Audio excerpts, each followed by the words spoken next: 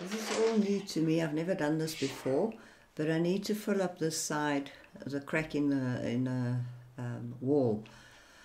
It's been there for about 6 years, but it didn't look like that. It was still stuck to the wall, and just this week it fell. So I'm using a multi-filler. Very, very dangerous, so protective clothing is necessary. You cannot get on your hands, your skin, your eyes. You cannot smoke or eat near it. So be very, very careful. Plus I've got 3 layers of clothes underneath. You use 2 parts of the filler to 1 part of water and mix it very, very well.